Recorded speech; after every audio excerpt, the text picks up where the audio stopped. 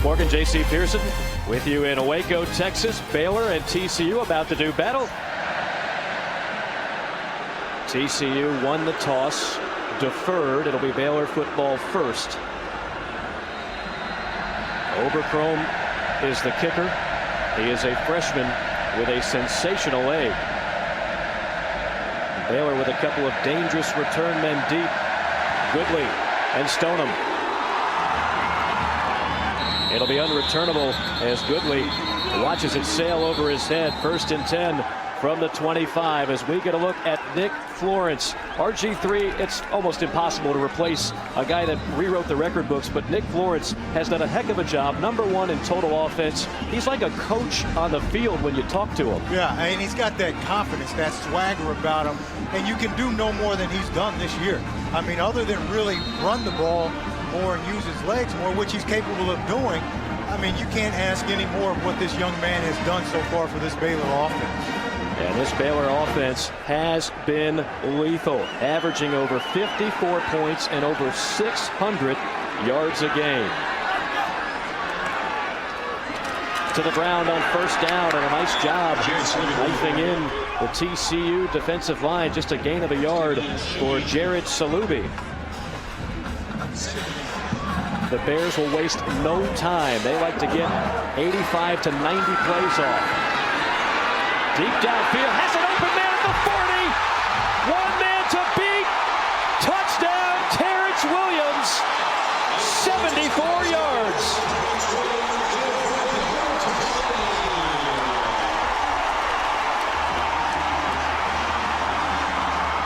How about that on the opening drive?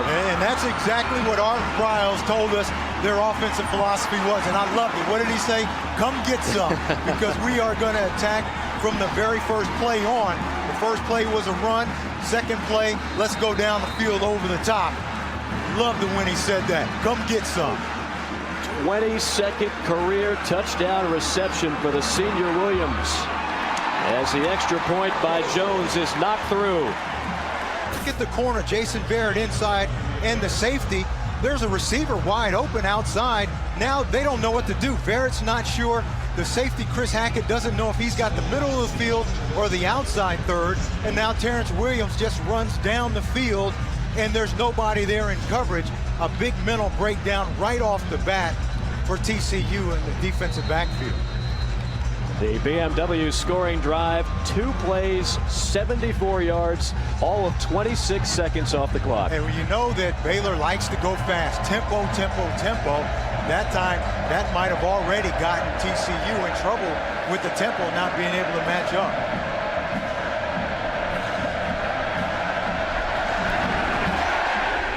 Boyce and Dawson back to receive.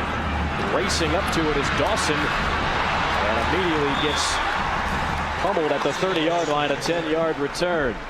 As we take a look at the starting quarterback for the Horned Frogs, Trevon Boykin. You know, just a week and a half ago, he was working out at tailback with all the injuries there. Now he's the quarterback and likely going to be the quarterback the rest of the year. Yeah, and last week they really had to simplify some things because remember, he only had a day or so to prepare to play quarterback. They were working him out as running back, like you said. So this week they should expand the package a little bit. I saw them running more option plays in pregame than we saw them run last week. Dean dots the I on play action. Boykin, incomplete, deflected. Looked like Dixon got his hands on it. As we look at the TCU keys to the game. Well, the biggest thing for them is take care of the ball. They had 5 turnovers last week. Without those turnovers, they win that ball game against Iowa State. And then defensively, obviously, you've got to limit the pass game of Baylor. And we saw in that first drive, 2 plays, they didn't get that done. Out of the shotgun, draw play, big hole up the middle, and strong running by Matthew Tucker. And that's good news in itself because there was still a question mark whether 29 would be able to go. He's been battling an ankle injury. He's back. He's their best running back right now. But I tell you, I watched him in pregame warm-up, and he was still limping. That left ankle is still very sore. It's easy for him to run straight ahead, but the problem comes when he's got to make those cuts especially going left to right off of that left ankle. So we'll be keeping an eye on that. TCU's offense has struggled on third down. This is 3rd and 3. It's Tucker banging his way to the 40. The ball came out late.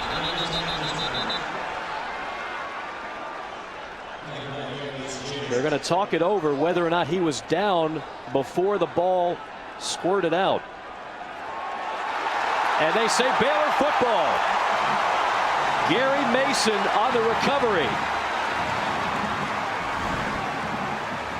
See, they had a problem with this last week. See when this ball comes out. No, definitely not. He's definitely down. Ball's going to go back to TCU. I'll tell you what, they got to make sure that they take care of the ball. You see right there, no question about it, entire left hip and leg definitely on the ground before that ball comes out. I'll tell you, you see Gary Mason right there, number 10, was a defensive end, moving him down inside this week to play defensive tackle. They want to get more quickness, more push in that pass rush. But watch right here. Matthew Tucker definitely down right there. The ball doesn't come down until he actually tries to stretch it out, and it hits the ground, so it wouldn't have been a fumble anyway. Matthew Tucker, a senior, a young man with 28 career rushing touchdowns. And they really need him back. No disrespect to Dean or Catalan, but they're not the same team rushing the football without Matthew Tucker. Yeah, Matthew Tucker is the bigger guy that they have now, 227 pounds. It gives them some power, and you can see the things he's done throughout his career. That's a lot of production lost when he's out of the game. LaDainian Tomlinson at the top of the list, who was recently inducted into the TCU Hall of Fame. My guess is that was not a very close vote. A lot of tradition at Texas Christian. After further review, the runner was down. It'll be 4th down, ball placed on the 39.5-yard line. So a rather easy reversal for Tom Walker and his officiating crew. TCU offense back onto the field.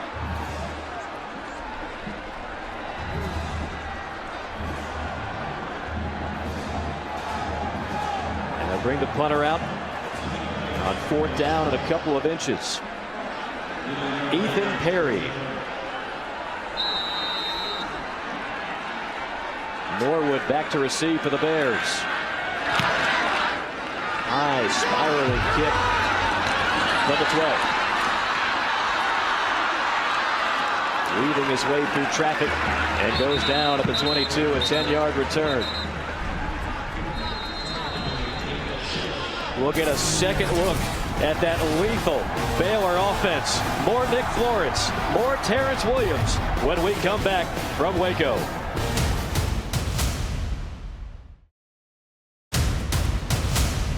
Early first quarter, Baylor 7, TCU nothing, as we check in with Laura. Thanks, Mike. TCU running back Matthew Tucker knows how much he means to this team, especially when they have a young quarterback in there. They need to get that ground game going. So during warm-ups, he's testing out that ankle on this turf, making sure he can go, and rallying his team around him. Also spending particular time with Catalan, his backup, Mike. Yeah, and he's just a freshman. They're already down to their 3rd string tailback and their 2nd string quarterback.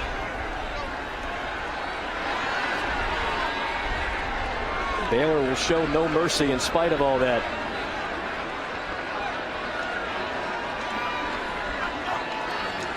Out of the shotgun, Florence fires, completes it up to 25. Will stop and go, and finally spun out of bounds is Levi Norwood. 12 yards and a 1st down. Keys to the game for Baylor. For Baylor, they want to play fast. Tempo, tempo, tempo. We saw it work on the 2nd play of the game. Had TCU's defense confused, and then on defense, they just have to pressure the young quarterback, Boykin, force him into some turnovers. Florence over the middle on 1st down. Did he scoop it up? That's an interception for Jason Barrett. Oh, he vacuumed that one right off the carpet. Best cover corner on this TCU team, and a terrific job on the dive. Yeah, that would be his 4th interception of the year. Watch him go down and get this ball. Great job right there. The receiver never even sees it. Going to be tough. Looks like he got his hand under the tip of the ball, but I don't know if the back end between the elbows hit the ground. That's what they're going to take a look at. The ruling on the field is an interception by the defense. Previous play is under further review. Certainly one you have to look at. And Gary Patterson, you got to get to the line and snap that ball so that you don't give them a chance to review it. That's exactly what they're talking about right there. You see, it looks like he has his hands under it there. I don't think the ball ever hit the ground. I think he got his hands under the ball, under the tip of the ball, and then look at his forearms and elbows. I think he cradled the football. I don't think it ever hit the ground. But how about Lanier Sampson, number 3? The receiver never made a play on the ball. How do you let the defensive back come around you and make a play on the football? Well, if it stands, it is a terrific pick by Jason Barrett, a junior out of Fairfield, California. I don't think there's going to be enough there to overturn it. After further review, the ruling on the field stands. Interception, first down. 5th career interception for Jason Barrett. Look at those numbers. Easily one of the best corners in the Big 12. Oh, no question about it. I mean, you can see his ball skills there, but he's got great feet, great hips, and great awareness. And we've seen him make a lot of plays in the couple of games that we've had of TCU already this year. Now we'll see if this TCU offense can capitalize with Dean stacked up near the line. Give him a yard. Dean, the former UCLA Bruin, who was teammates in high school with Andy Dalton. This Baylor defense, a lot easier to throw against these guys than to run. 3 of the top 5 tacklers in the Big 12 are these 3 linebackers: Lackey, Hager, and Ahmad Dixon.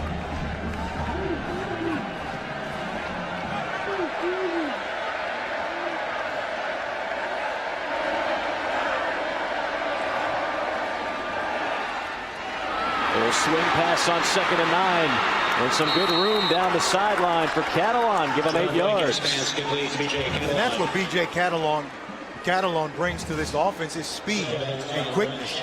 Matthew Tucker's a big, strong guy. Dean is a big, strong guy. But Catalon gives him a change of pace.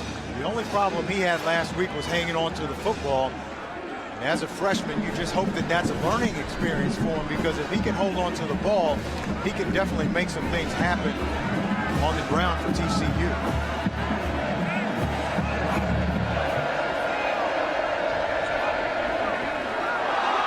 Fumbled by Boykin, and he just passed a pounce on it to make sure they're not giving away a 6-yard loss. No excuse for this.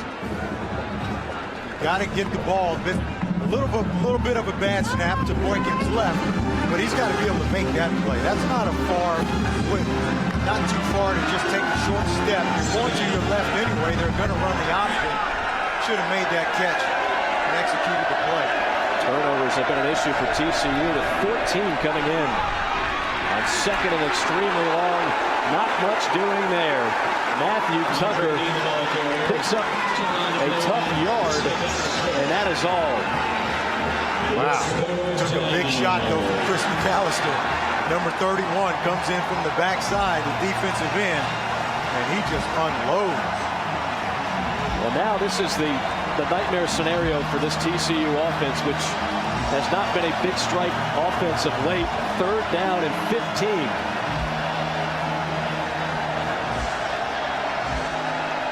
Look for something across the middle. The middle of the field is going to be open here. Boykin going to tuck it and run. Boykin has wheels, dodges one tackler, and makes it all the way out to the 25-yard line. A 24-yard gallop for the freshman. What a great read by Boykin. Wanted to go down the middle of the field. Nobody there, and just a good, quick decision. Pull the ball down and make something happen with your legs, and turns it into a huge gain. And that's something we didn't see last week, was the quick decision making. Today, on that play, no indecision whatsoever. Pull it down and make a big play. Tucker the lone back on 1st down. They fake it to him. Boykin on the move. And takes a big-time lick. He was lit up near the 23 by Eddie Lackey. You could hear that shot from up here, just 2 yards. Tell you what, he had a man, Griffin Gilbert, the tight end, wide open down the left sideline, and he actually saw him. Boykin did, but the pressure was there so quickly, he couldn't set up and throw the ball. That was a touchdown that they missed.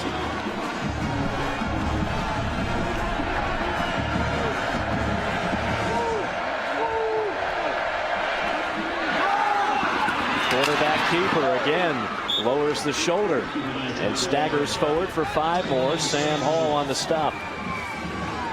That's the option play that I saw him working on in pregame so much. That's an added wrinkle from last week, being able to expand the playbook a little bit with the young quarterback. We didn't see very much option out of him last week. We expect to see a lot more today. The red zone has been problematic for TCU. Look at the bottom of that graphic. 6 turnovers inside the red zone. 3rd and 3. Boykin, end zone, leaping catch. Touchdown. Cam White from 18 yards.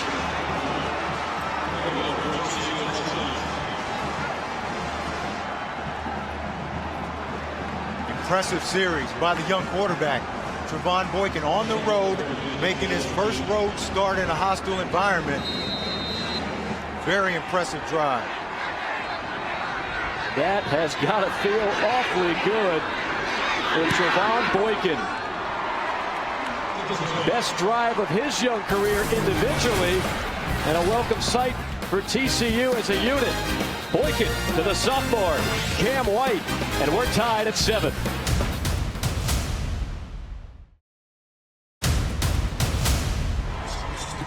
.856 remaining in the first quarter as we take another look at the touchdown. Yeah, watch Cam White here. Look how much room he has to work to the outside. He stems inside, and look at all the room he has to the outside. And so now, when the ball is thrown outside, the cornerback, number 22, Joe Williams, he's got to turn his back. Look at all the room to the outside. So the corner's got to turn his back to run to get there, and then he runs too flat. You got to continue to go down the field. They just throw the ball, Boykin does, outside and high, and allows Cam White to just go up and make a great catch. The BMW ultimate drive, the 18-yard touchdown capping it off. And Trevon Boykin, again, not just that pass, the big run on 3rd down, that has to do a world of good for his confidence. Sometimes when you're young and you're inexperienced, you don't know what you don't know. Meaning you don't know that you're supposed to be nervous. You're supposed to be kind of shaky on the road. He's not showing any of that. Goodley takes a knee. Bears will have it from the 25-yard line. 7-7 our score. 8:56 remaining in the first quarter. A very good rivalry in the state of Texas. They've been playing for a while, but this is the first time these two teams have met when they're both in the Big 12. And that's kind of a sore subject. A lot of people from TCU thought back in 1996 when the Big 12 started, they thought they should have been in the Big 12. Baylor got the bid. TCU didn't. It bounced around a couple of conferences, and here they are now. Not only that, they both have a loss in conference play, trying to get their first win in conference play. So you add all that on top of it too, and it's a big game. Good hole between the tackles for Salubi, Baylor's leading rusher, as he gobbles up 5. You can't get any more even than what these two teams have done over the years. This is the 108th meeting, 50 wins for each squad. And of course, last season Baylor winning 50-48. That's when the nation got to know RG3. As Florence is wrapped down for a loss. Devontae Fields. Remember this name, Big 12 fans. You're going to see a lot of 95. They thought that time they were going to get the young freshman on the zone read play, trying to do too much, but Devontae Fields minding his own business, able to make the play on the outside. Another tackle for loss for Fields. He leads the league. Florence rifles it quickly. at the marker. First down. That's Goodley, a sophomore out of Midland, Texas, for 7 yards. What TCU defensively has got to do is just play over the top. Keep everything in front. Don't give up any big plays, but they can't get impatient by giving up short runs and throws. Salubi for 2 yards. They've got to be able to stop the run with 7 guys in the box so that they can play coverage over the backside. More running from Baylor. Again, Salubi. I think a lot of people would be surprised to see just how balanced this Baylor offense is. Last year, they were 50-50 run pass. Yeah, and coming into the game today, 163 rushing attempts, 164 passing attempts. So that shows you right there, they're very balanced, but they want more production out of their running game.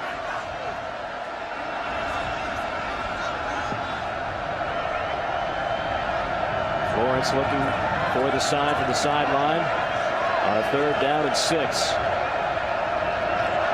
Bears go 4 wide. Florence, he can run. Makes a move, leaps, and he gets to the marker for a first down. Nice job by Nick Florence. Carter on the tackle, but not before Florence scampers for 6. Good job by Nick Florence. He's got a 60-yard run so far this year, which is the longest on the team.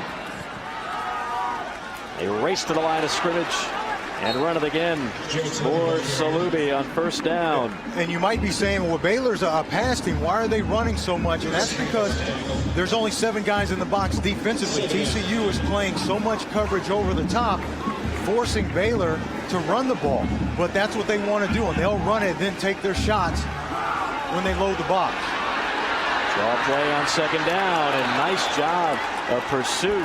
Salubi actually losing yardage, and on the stop, that is Elisha Olabu, junior out of Cedar Hill, Texas. TCU doing a great job of playing the run with just those 7 guys in the box and able to play coverage over the top of the receivers down the field, not giving up any big plays. TCU number 2 in the nation on 3rd down defense. This is 3rd and 9. That's where you got to watch Devontae Fields, number 95. 2nd in the Big 12 in sacks. Strong throw to the far side, and it's caught. 10 yards to Lanier Simpson. That doesn't sound like much, but look where he throws horizontally. You got to have a strong arm to be able to throw that ball all the way to the out and have that ball completed and enough for a first down. And how about the receiver going down the field just enough to be able to come back and catch the ball and still have enough for a first down? Smart play. Baylor normally strikes fast. This has actually been a longer drive for the Bears, the 10th play. Reception at the 35. That's Tevin Reese. They call him Sweet Feet, and he's got a good pair of puppies. He can pick him up and put him down. 4-3 in the 40. So what you see now is starting to run some play action, fake the run inside and throw the ball. Off-right tackle on 2nd down. 2nd effort for Salubi. Move the chains. 5 more yards.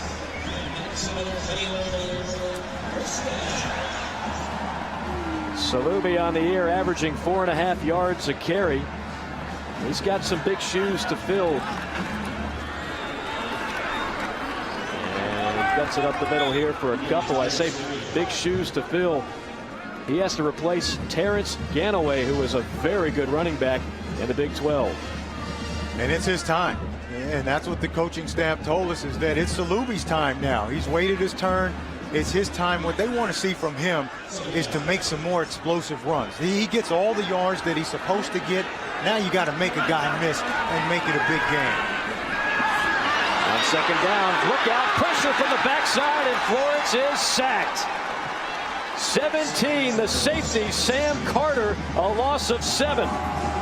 Sam Carter, kind of that nickelback, that kind of hybrid safety linebacker type of guy that can play in coverage but he can also attack the line of scrimmage. The Bears are 3 of 3 on third down. This is 3rd and 15.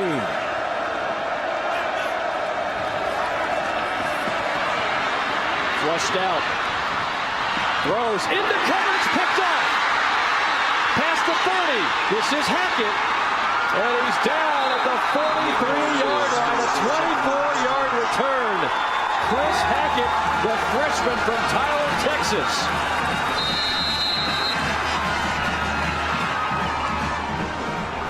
Bad throw. Nick Florence never want to throw it.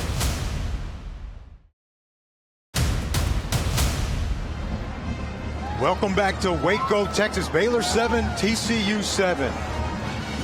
Go back to the last play. Nick Florence, just something young quarterbacks are taught never to do. He's rolling to his right, which brings all the defense to him, and then he throws back across his body, and Chris Hackett just comes up, reads the quarterback, and makes the play. But you never want to throw back across your body to the middle of the field, because when you roll right, all the defenders are coming right, and you see Nick Florence right there trying to do too much.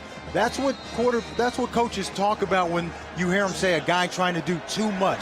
Right there, that's not a good fundamental play by Nick Florence. 2 early picks for Florence.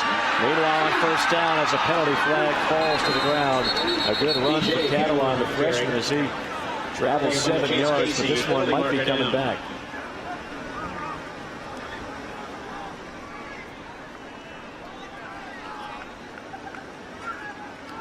Holding, offense, number 15. 10-yard penalty for spotting foul. Repeat first down. That's on the wideout, David Bush.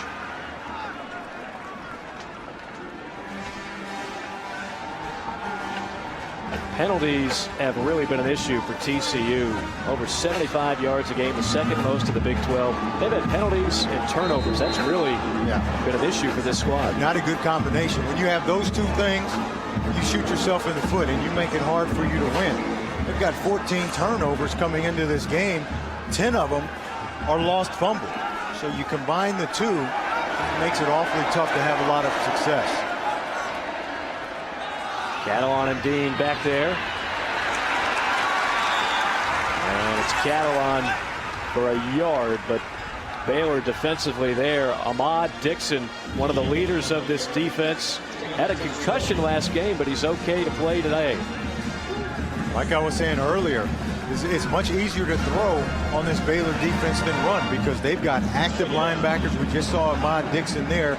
Hager second in the nation and first in the Big 12 in tackles per game, and we've seen Eddie Lackey make some plays also. Very, very good linebacking core on this Baylor defense. Play action. Look out, Boykin sheds one tackler, can't shed the other. He throws it just in the nick of time. He had Terrence Lloyd, number 11, all over him. Yeah, but the guy that makes the play, though, is Lackey. The pressure early on forces him out of the pocket. And look right here. Boykin's got to understand he got away with one there. You never want to try to throw the ball. You're getting drugged to the ground. Recipe for disaster.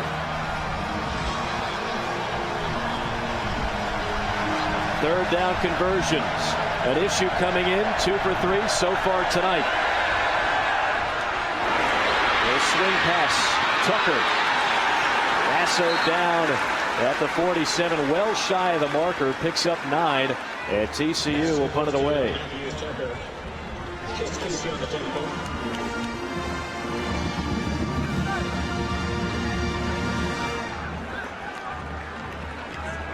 All things being equal, this is the kind of score and tempo that TCU would certainly like to see. No question about it. You want to try to keep the score down against the Baylor, and they're doing it because defensively they're playing coverage, not giving up anything over the top other than that early miscue. Now they're playing a lot of zone. Levi Norwood has returned every punt this year for the Bears, but he won't be able to return this one as it hits the pylon.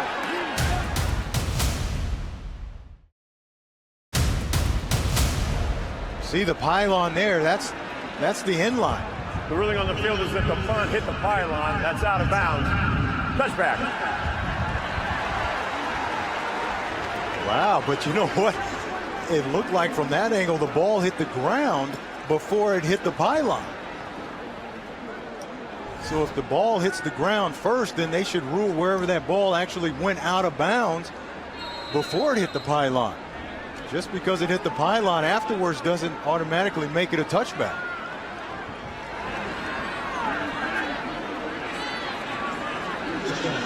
No, Baylor back on the field offensively. Nick Florence, the touchdown pass early, but 2 picks since.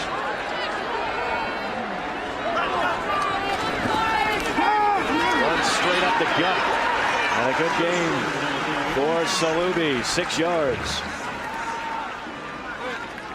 This is showing just good patience by Baylor. Taking what the defense gives them, they're going to try to get their running game going. Penalty flag on the field. With Salubi again, Hasley on the tackle, the former walk-on. What I mean by that is if they can... Offside, defense, number 40, lined up in the neutral zone. 5-yard penalty, result of penalty, first down. What I mean is if they can get their running game going, then that's going to force TCU to have to bring a safety down, and now that's going to open up the Baylor passing game. So Baylor's showing a lot of patience offensively right now, just trying to get that running game going and force TCU to come out of coverage. Penalty on McFarland, one of 15 true freshmen to play for the Horned Frogs. Good looking run here for Salubi. Into the clear and shoved out of bounds after first down yardage. Got into the secondary after 19 yards. And that's exactly what I'm talking about right there. Stay patient with the running game, and then Salubi makes a guy miss. What they talked about with us in the meeting is what he has to start doing is make the unblocked guy miss, and he did that time and turned it into a big game. Quick pass, almost picked off. Boy, oh boy. That ball was right in the hands of Kevin White as if he was the intended target. Wow, Terrence Williams has got to make this block better, but great job by Kevin White of understanding the play and jumping the play. But Terrence Williams, the receiver number 2, he can't allow that to happen. It's just one-on-one blocking out there. Kevin White, almost a big, huge play for TCU. White got picked on last week by Iowa State. Gave up 2 touchdowns. Straight ahead running by Glasgow Martin. He's more of a change of pace guy, but bruising tailback at 6'1", 220. Bangs his way for 5. And that will be the final play of quarter number 1. Entertaining first quarter. And a good one for TCU to hold it to just 14 total points. Baylor fans in full force here at Floyd Casey Stadium. TCU 7, Baylor 7. You're watching Fox College Football.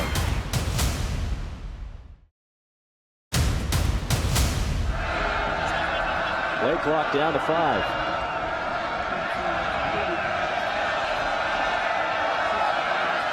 Florence goes down. Another sack.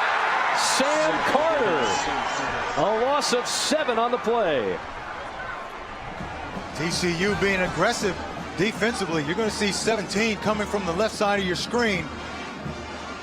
Does a good job just fighting, battling, and beats the lineman and comes up with another sack. His second sack of the first half.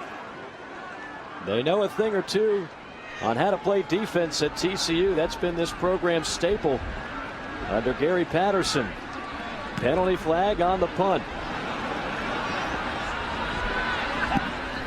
Dawson lets it bounce. And we'll clear up the penalty here in just a moment. Just a 26-yard punt.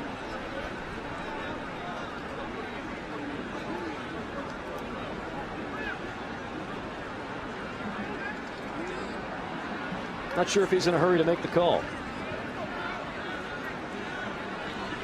Making sure whether or not it's declined. Illegal formation on the kicking team. Down the spine. First down. Tough day for West Virginia. As the pass is completed, Boykin to Josh Boyce for 8. A little surprised at what Texas Tech was able to do? Absolutely. But they did defensively a lot. What TCU is doing here tonight is playing a lot of coverage, not allowing the big play over the top, and they forced West Virginia to try to drive the ball, just like TCU is forcing Baylor to drive the ball. Dean spins his way for a couple, about a yard shy of the marker.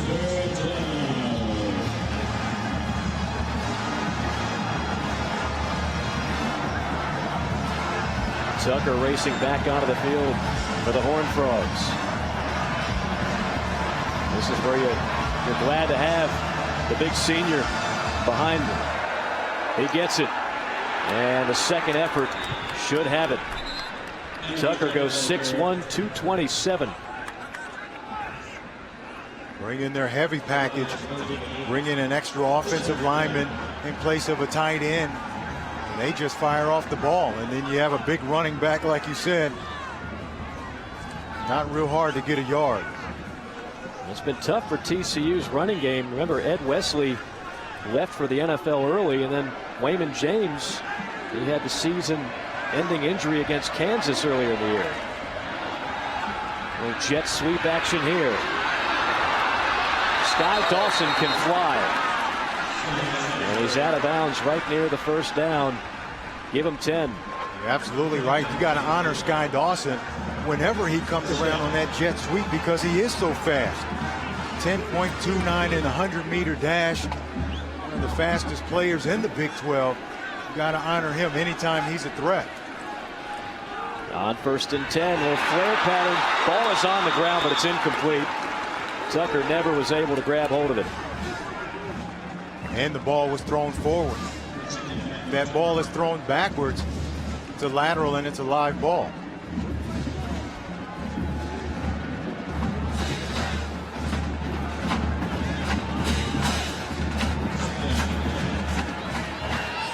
We welcome everybody who was just watching Oklahoma State and Kansas. Oklahoma State victorious 20-14, the final score. Our score here 7-7, a low-scoring game between Baylor and TCU. Mike Morgan, J.C. Pearson, along with Laura McKeeman. Rain is starting here as well. You can see up in the lights. Rain has started here. It's already windy. You add some rain, and you wonder how the passing game for both teams will be affected from this point on. But you have to think it favors TCU slightly, because they've got a mobile quarterback, a guy that can really run the ball with his legs, as we've already seen. So it may favor TCU a bit. Boykin rifles complete. Boyce with the completion. I think he's short by about a foot. So decision time for Gary Patterson. Looks like they bring on their heavy package again. You got to like this aggressiveness. And right here, why not? You're at the 38-yard line. You're on the road. You're trying to get your first Big 12 win. You play to win. Boykin feeds Dean. No, he doesn't. He throws instead, and it's incomplete. It was in the hands of Matthew Tucker, and he was unable to hold on. And I know hindsight is 20/20, but why do you run that play? It's 4th down and a yard. You bring your tank package on. You got a big, strong running back, and then you try to boot pass, and it's a tough play for your young quarterback to make. The Baylor offense and Nick Florence will go back to work when we return. 7-7 our score here in the second quarter.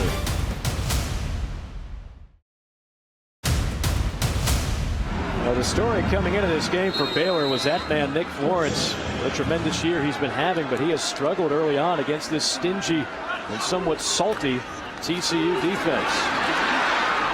Run on 1st down. It's Tevin Reese, and they would like to get number 16 involved because he is electric in the open field. He can make a lot of things happen.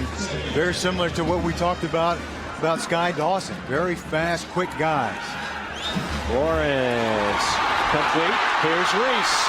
and let the fun begin as he was tripped up maybe by his own 2 feet, those sweet feet we were talking about. He picked up 19. Yeah, and a good job coming back to the football, not allowing the defender to come under it. He comes back to the ball and makes the play. 1st and 10, big hole up the middle. Spinning past the 30 and down to the 29 is Salubi.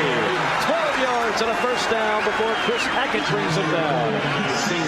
And the tempo. They had slowed the tempo down quite a bit, and now they're picking it back up.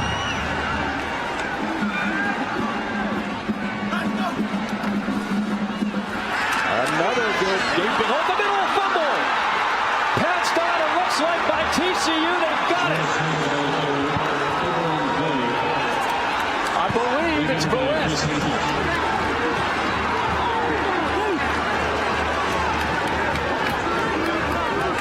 Make that Hackett.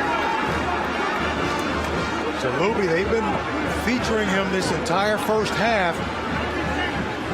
And that ball just comes out. No question that that ball comes out. Devontae Fields, number 95, with his left hand. Watches Devontae Fields with that left hand just rake that ball out of there. Recovered by Chris Hackett, and that's the first lost fumble all year long by Baylor. 3 turnovers in the 1st half by Baylor. Horned Frogs trying to capitalize, firing through up the middle is the freshman Catalan for 8.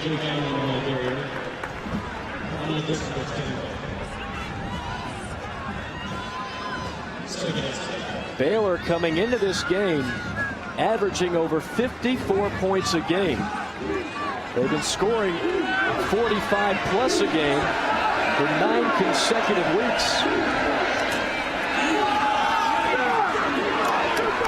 Catalan squeezes out a yard. It'll be 3rd and short.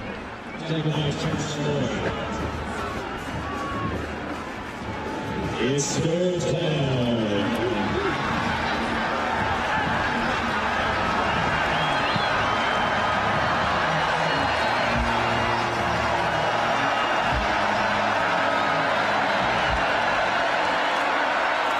Dean, good 2nd effort as he bounces off a tackler and falls forward for a couple. Well, this is exactly the kind of game that Gary Patterson and TCU wanted. Grind it out, get 1st downs, keep the clock moving, because when you do that, you keep that Baylor offense off the field and on the sideline. Now what they've got to do is finish off some of these drives, get some points out of it.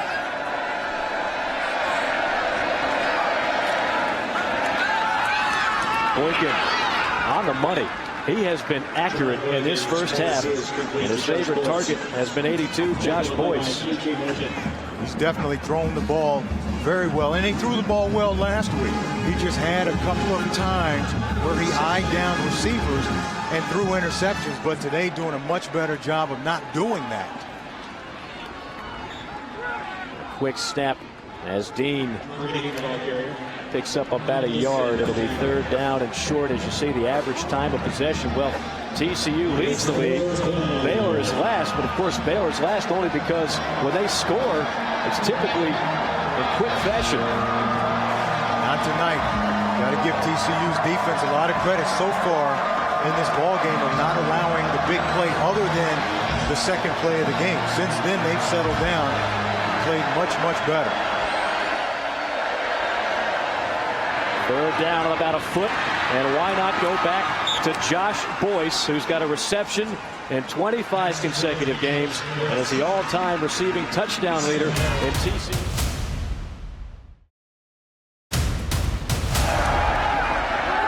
Play action, up and go, and as he throws, has a man, incomplete. Listenby, who just checked into the game, one of those true freshmen, had his man beat by a couple of steps. They sure did. He had him beaten on both sides. Josh Boyce down at the bottom, wide open on the double move. Just a little bit of pressure. You see, just the ball actually still catchable. He just misplayed it. He just misplayed it up there. You get Listenby in there, who hasn't played a whole lot, and he just turns around mistimes the ball. That would have been a huge play for this TCU offense. 2nd and 10. Looked like some confusion. Boykin running for his life and is brought down behind the line by Bryce Hager. 7-yard loss. Hager, whose father played for the University of Texas. And those are the plays that TCU can't have offensively. You miss a big play down the field, a possible touchdown, and now it puts you in 2nd and 10. And then now you have another huge loss on 2nd down, and now it gives you 3rd and 18. Those are the situations that you don't want to put this young quarterback in.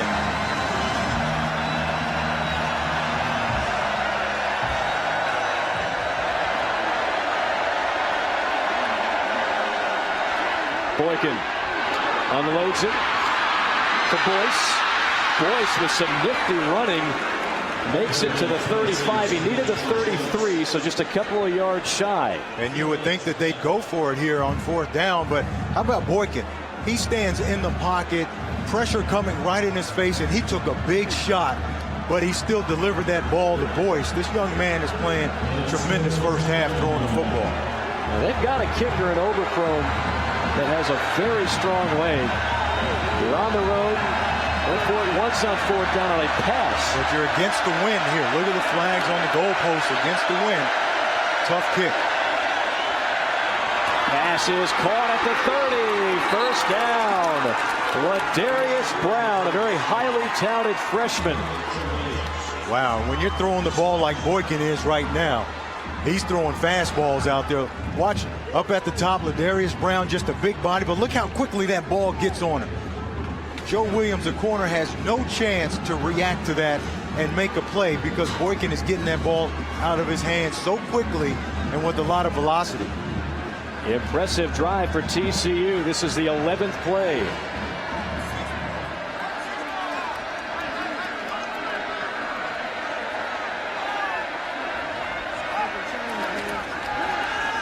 Boykin a run. Boykin falls down on his back. He's taken some shots tonight. Picks up 2 hard-earned yards. Boykin again, just making quick decisions. This is not a quarterback draw. He wanted to throw it outside, but the coverage was tight, so just makes a quick decision and just gains positive yards. And 2 positive yards for this offense is good, as opposed to taking a chance and throwing the ball outside and turning it over. TCU fans making the short trip here to Waco. Jet sweep again. Sky Dawson trying to turn the corner. Gobbles up 4. Dixon and Hager, the 2 linebackers, chase him down. It's 3rd down. Again, here on 3rd down, watch outside. Quarterbacks have been giving up too much cushion outside and making it easy.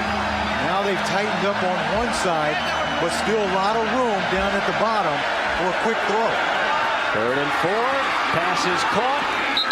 And that should be enough for a first down. Brandon Carter, first grab of the night, one of the top targets on this TCU offense. And just what I was talking about, too much cushion, and it's just an easy, quick throw for Boykin. There's no chance at all for the rush to get there. And you're not disrupting the timing of the route, so it's an easy throw and a catch, and they convert another 3rd down. This impressive drive at TCU is on. The Horned Frogs 3 of 4 on 3rd down.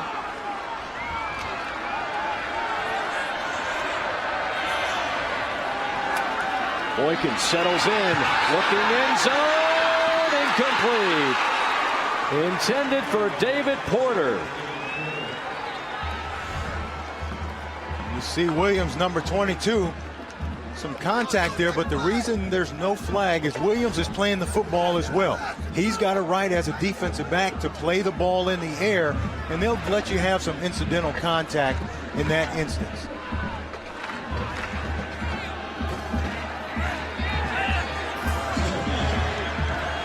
See the man in motion. That's Josh Boyce. 18 career receiving touchdowns. Boykin probes the left side. picks up 3. McAllister on the stop for Baylor. Well, this first half has been a blur. We're already nearing the 3-minute mark. Like you said, this is exactly the way TCU wants offensively. They're loving this. Able to just grind it out, continue to get first down, convert on third down, and keep the clock moving. Now there's under 3 minutes left in the half. Play number 16 of the drive. Bears dial up the blitz. Boykin fires, caught, stumbling, and into the end zone. Touchdown for Cam White. Second score, 15 yards.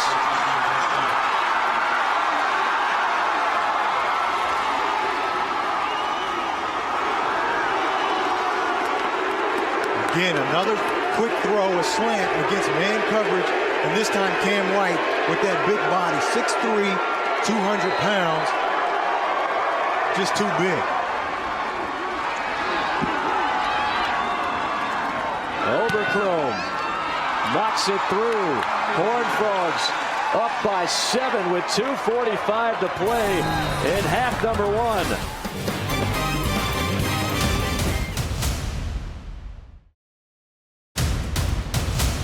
Just the second career start for the redshirt freshman Trevon Boykin.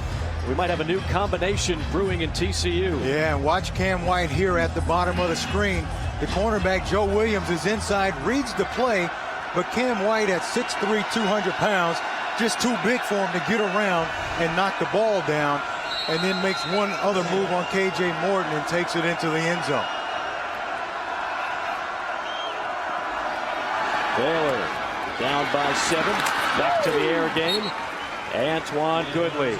Well, we talked about all the exploits of this Baylor offense coming in.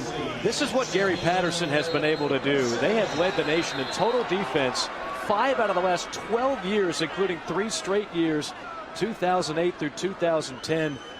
You give him time to scheme you, game plan you, and he can do a lot of good things with a very talented, albeit young defense. Mapunga was the man down on the field, one of their top defensive linemen, preseason all Big 12, all first team last year when they were in the Mountain West. Young man who was born in Zimbabwe, lived there till he was 8 years old, rugby and soccer player. I wouldn't want to have to go up against him in rugby. And he's a guy that's really made it easier for Devontae Fields on the other side because he commands so much attention. You got to double team him.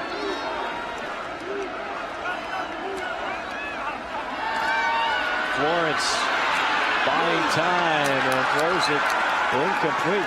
I'll tell you what, JC, when you look at that TCU secondary, what are they doing right now that's so effective? Well, they're bringing a lot of pressure. Number 17, Sam Carter, is the guy that is coming. Already 2 sacks in this first half, but they're bringing him all over the place. They'll bring him inside. They bring him from the outside. They even lined him up as a defensive tackle, and he was able to beat the guard and make a sack earlier in the first half. So he's a guy that's being disruptive right now for this Baylor offense. Second down, Florence in trouble, sacked. Kenny Kane, the lone senior on the defense, and a loss of 6 on the play. Again here, they just beat the offensive line. Look at the pressure up the field, forces Florence to step up in the pocket, and then Kenny Kane reads it and just steps in and cleans it up. But this defensive line, and they're only rushing with 4 guys, is winning the battle at the line of scrimmage, and that's TCU's defensive line I'm talking about.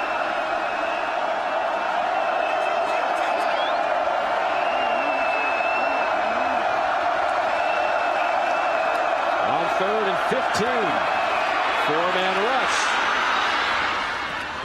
and that won't do it. Completed to Lanier Sampson. Kevin White there to meet him. Tell you what, a coverage's best friend is pressure. And if you can pressure with 4 guys and drop 7 in zone coverage, it makes it so tough on the quarterback. And the way that this front 4 is getting there, Nick Florence doesn't have time to set his feet and go through his progression reads anyway. So now there are purple helmets everywhere that Nick Florence is looking. Sky Dawson camps under it. And a fair catch at the 26 as we check in with Laura. Mike, we've seen Trevon Boykin have a successful first half for TCU, and he's in there because Casey Pahal was suspended indefinitely after being arrested on suspicions of a DWI. He's decided to withdraw from school, and he will enter an inpatient facility hoping for help with his struggles with substance abuse. Well, thank you, Laura. And obviously, when you lose your starting quarterback, that's a major concern. I think a lot of people, after the loss to Iowa State, Paul Hall done for the year, a lot of people might have written off this TCU team, but they still have some talent. Tell you what, I hope that young man gets his life together off the field, but he's going to have some trouble getting his job back on the field the way Trevon Boykin is playing. Dean behind the right side of that offensive line, including the freshman Avion Collins, the right tackle, picks up 3. Sam Hall on the stop. No hurry right now for TCU. They're very comfortable going into the locker room at halftime up 7 points. They don't want to take any chances here and turn the ball over. And keep in mind, TCU will get it first in the second half. And this might be it for half number 1. TCU content with a 7-point lead. Not many people saw a 21-point first half, one in which that high-flying Baylor offense able to tally just 7 points. How about the TCU D? Aggressive, taking the ball away. Great job right here by Jason Verrett on an interception. How about Chris Hackett? Another interception. 2 interceptions in the first half. Pressure coming from all over. Sam Carter coming from the outside. Now how about Sam Carter coming from the inside? And then the forced fumble by Devontae Fields, recovered by Chris Hackett. TCU defense, a dominant first half. Not a whole lot of total yards. That's exactly what TCU wants. I'll tell you what else the Horned Frogs want. 3 turnovers. They got them. Turnover battle being won by TCU, as well as time of possession. Pretty much it's everything that you would draw up if you're Gary Patterson to slow down that incredibly potent attack for the Baylor Bears. And TCU will get it first in half number 2.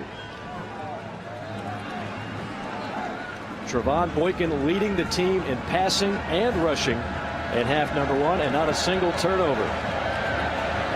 That's the key. Just got to continue to play within himself. He's done a great job in the first half, but you got to be consistent. Dawson and Boyce back to receive. And another knee taken by Dawson. 1st and 10 from the 25 for TCU as we check in with Laura. Thanks, Mike. And Coach Briles told me that Baylor needs to settle down and play. That was his biggest message to his team at the half. He said, let's get something going offensively and get some stops here and there. He also wants to limit those turnovers, of course. And Mike and JC, remember he told us about that reassuring confidence he has in Nick Florence? I'm sure that's something we'll see him really capitalize on in the second half. He's going to have to, because you can see he looks a little nervous there. So hopefully he talked to Nick. He said normally when he gets nervous, he goes and talks to Nick Florence, and Nick Florence calms him down. Illegal substitution on the offense. 5-yard penalty. Still first down. And an auspicious start to half number 2 for the Horned Frogs. The first play draws a penalty flag. Again, penalties have been an issue all year long for Gary Patterson's TCU Horned Frogs. Turnovers were an issue going in, but instead the Horned Frogs forcing 3 and playing a near flawless first half.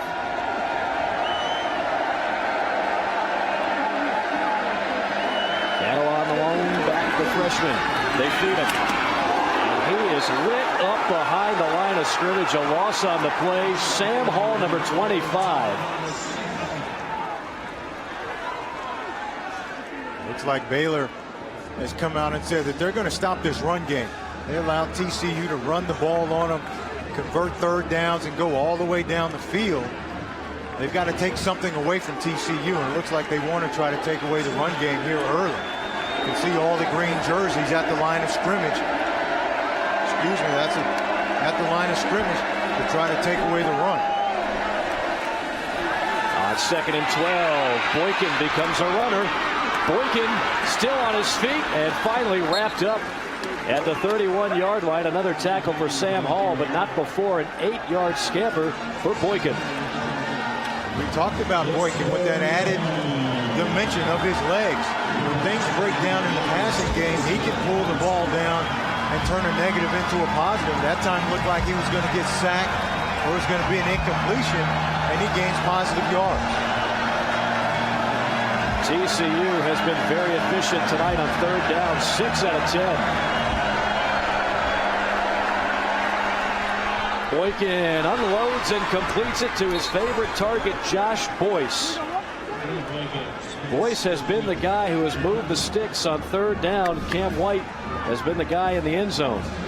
And again, the problem with Baylor's coverage is that they're too soft right now, and they're not disrupting the timing, and there's no rush to get to Boykin. So it's just an easy timing throw for Boykin and these receivers on these short slants and curls, and you're not disrupting the timing.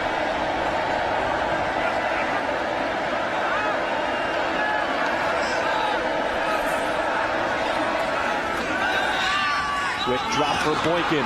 Completes it, 45, past midfield and into plus territory for Cam White. And it's the same thing. Joe Williams, the corner. Look at the coverage and look at the cushion. Off and inside, and then he backpedals and turns at the snap. And so Cam White just comes up 3-4 yards, turns around, and it's an easy throw for the young quarterback. Those cornerbacks have got to get up there and disrupt the timing, or they're just going to get nickeled and dimed all the way down the field.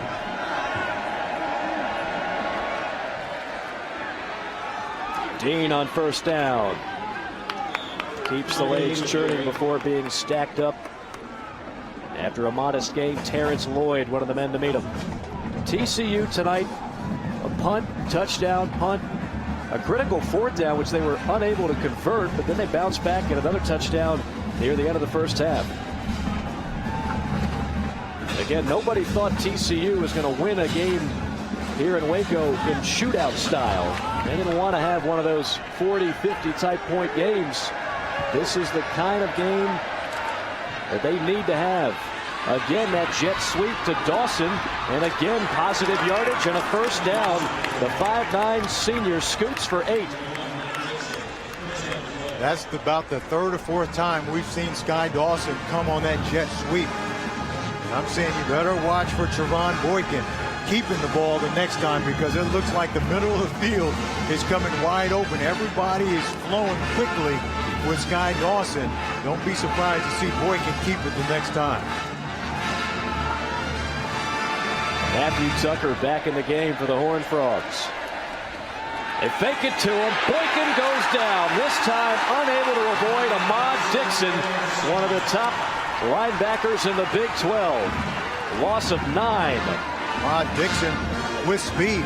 He's just going to come off the edge, and watch how quickly he beats the tackle, Collins. Collins has no chance as the tackle. Not really, he's a little confused. Not really sure who he's supposed to take. Takes a step down inside, and when you take that false step on a speed guy like Dixon, you're dead. Now 2nd down and 19. They set up the screen, and the pass a little bit off the mark for Matthew Tucker. Well, we talked about the TCU keys to the game at the top, JC. So far, so good. Everything going well for them. Take care of the ball. No turnovers, and they've gotten 3 turnovers. And then limit the passing game. And look at that, 74 yards on the 1 touchdown pass, the 2nd play of the game. Since then, only 65 yards allowed and 2 interceptions. So right now, TCU and those keys working to perfection.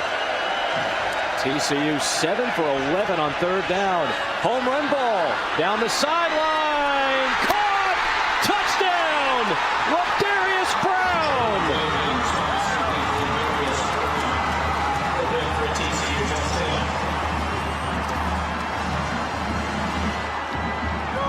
Trevon Boykin continues to be on the money, short, intermediate, and long.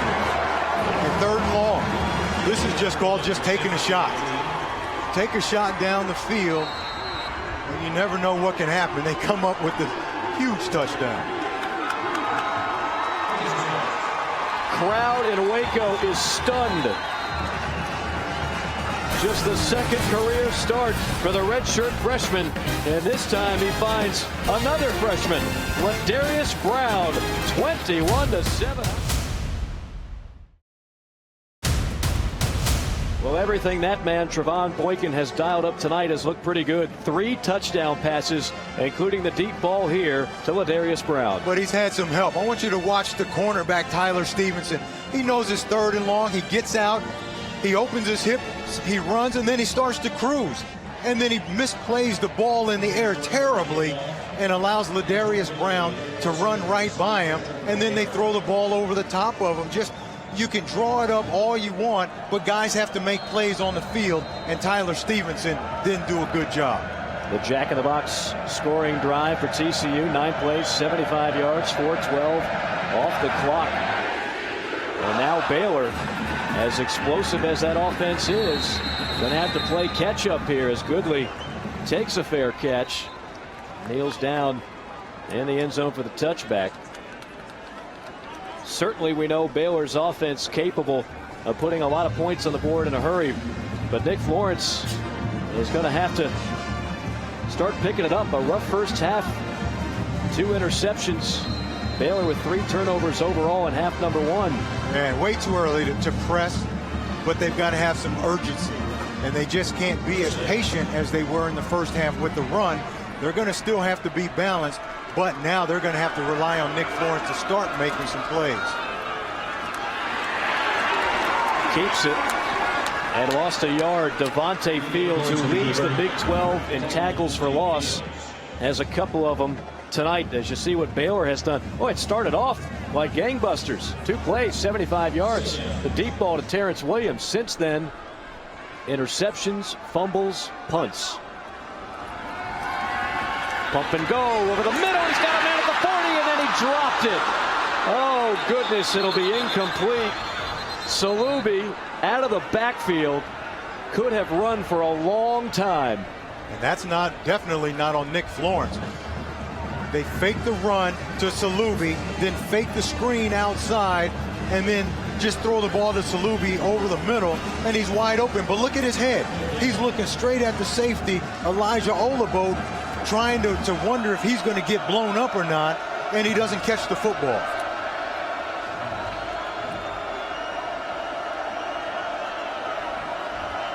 Every 3rd down becomes critical in the second half when you're down 2 touchdowns. Florence has time, delivers a strike. Gonna need some yards after catch, and Terrence Williams delivers. 12 yards and a first down, and the senior made that happen. Yes, he sure did. Big play. Terrence Williams catches that ball about 3 yards short of the first down, but he's so big and strong, makes a couple guys miss. On the ground, Glasgow Martin for 9 yards before Hasley brings him down. As we look at our Academy Sports and Outdoors Right Stuff player for Baylor, Terrence Williams. That's what he's done so far tonight. Straight ahead running will move the chains for the Baylor Bears. The thing about Terrence Williams, we had a chance to talk to him yesterday after practice. He's such a shy, quiet, unassuming young man, but he is a terror on the football field. Sure is. Leads the nation. 167 yards receiving per game. Penalty flag drops. Open man caught. And inside the 5 is Reese, but wait a second. There's a flag all the way down near the line of scrimmage. If it stands, it's 48 yards.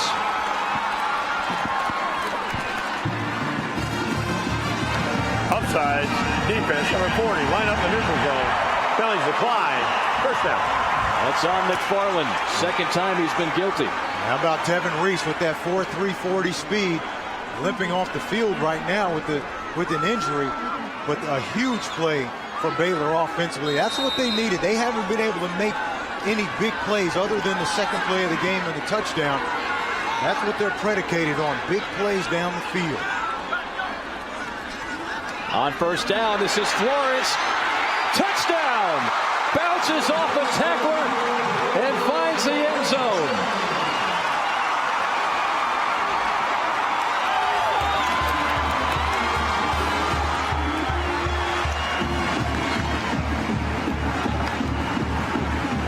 We said that they were going to have to start to rely on Nick Florence a little bit more. Made some big plays with his arms and then finishes it off with his legs.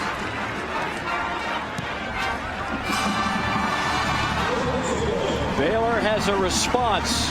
An 8-play, 75-yard drive all set up. The big pass play. Nick Florence to Tevin Reese. And then Florence takes care of the rest. Don't go anywhere. 7-point game from Waco.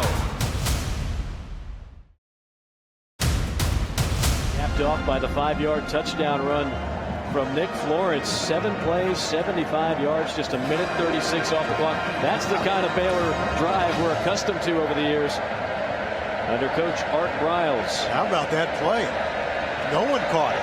I mean, everyone was so surprised, I think, by Salubi dropping the wide open pass. TCU certainly didn't complain about it as Dawson takes it. With that track speed, brings it out to the 26-yard line. And sometimes simplicity is the best form of success. Nick Florence, that's another guy. When you talk to him, you feel like you're talking to an offensive coordinator. Sharp mind and pretty good arm to go with it. Nothing doing on first down and 10 for Catalan. Ahmad Dixon, the first man to meet him.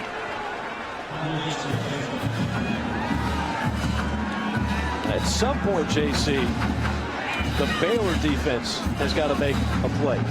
And they just need a couple of stops, and I'm sure that's exactly what the offense feels like.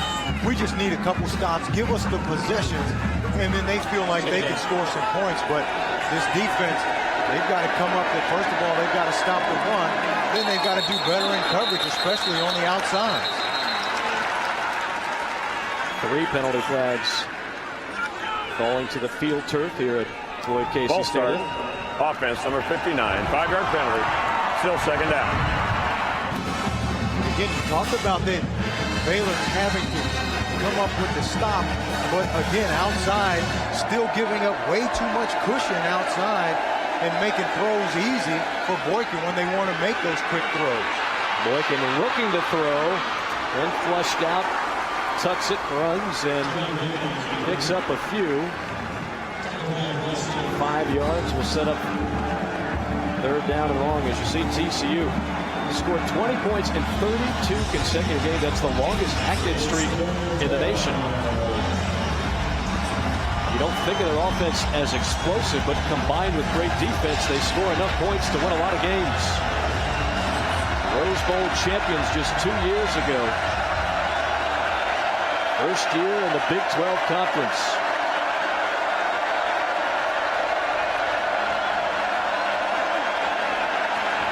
Boykin rifles it in the flat. And a nice job by Carter to know where the marker is, dive for it, and get the first down.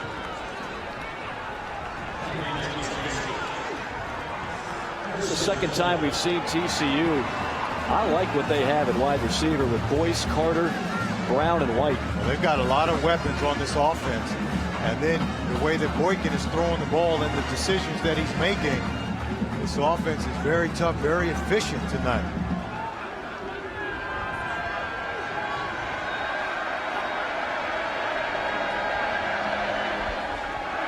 On first down. And that one sails high, incomplete. Time now for a Mazda game break. Let's check in with Kevin Frazier.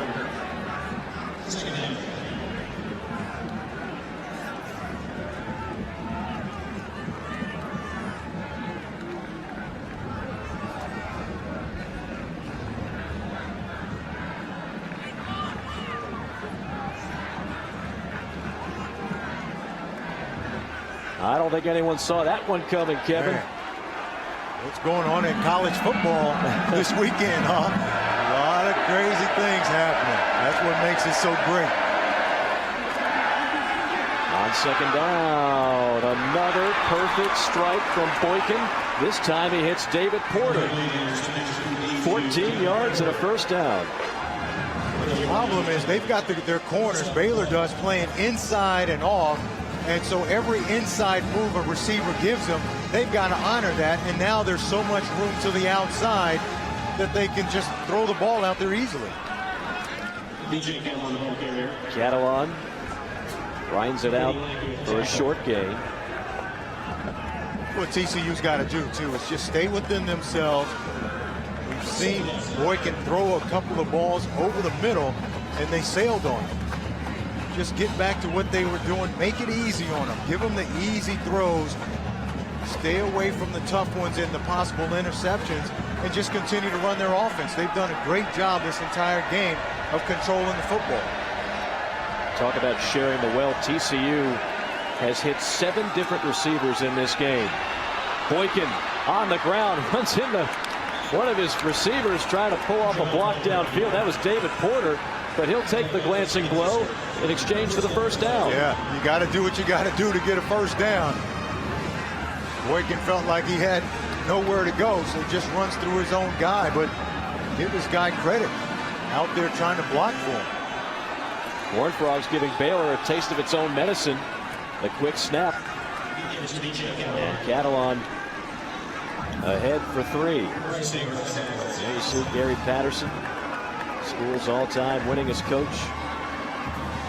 A lot of people will be surprised to know TCU's made 13 bowl games in the last 14 years. Art Briles, what a job he has done with this Baylor program. He's used to reviving programs. Did a great job at Houston. Won 2 Conference USA championships with the Cougars before taking the job in Waco.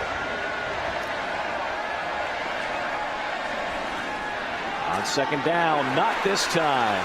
A couple of green jerseys knifing in. A loss of 2 on the play. Dixon and Mason. Coming from opposite sides. Baylor that time just got a little more aggressive defensively. I think they're going to have to start taking some chances, but you can't take too many chances because the pressure doesn't have time to get to Boykin in the pass game. So you're trying to rush and blitz and stop the run, not necessarily the pass. Another long drive for TCU. 10th play coming up. Caught 30. And then some. First down for Brandon Carter, the sophomore. That's exactly what I'm talking about. So what do? If the rush doesn't have time to get to the quarterback, what do? You got to tighten up in the back end. You got to trust your guys to play bump and run. And remember, Baylor's a zone team, though. They don't play a lot of man-to-man coverage. So they're kind of in a quandary right now of what to do, because they're playing soft zones, getting picked apart. When they want to get aggressive, they're not good man-to-man cover guys. So their defense right now is in a quandary. Big hole left side. Shifting his way is Catalan. Best run of the day for the freshman as he picks up 12. You know, go back to your point on zone versus man. Defensive coordinator Phil Bennett told us flat out, we just don't have enough personnel to play man-to-man. No, he said, you know, their best athletes are on offense. So defensively, they can't just match up and play man-to-man coverage. So they play a lot of soft zone. They're getting picked apart here tonight, and you can't bring pressure. You can't play man. Boykin with a penalty flag takes it to the 9. Another tackle. Holding offense, number 69. 10-yard penalty. Repeat first down. That's on the freshman, Avion Collins. They think Avion Collins, 69, is going to have a tremendous future with this program. See Avion Collins, number 69, right there, right tackle. See just right there, just a wrestling move right there. Really no reason to do that because the ball is by him at that point. Just get your hands off and just fall on it. Takes him out of the red zone. On first down. Boykin complete at the 20. And down shortly thereafter. That's Cam White, who's already got 2 touchdowns on the night. 7 yards there for White.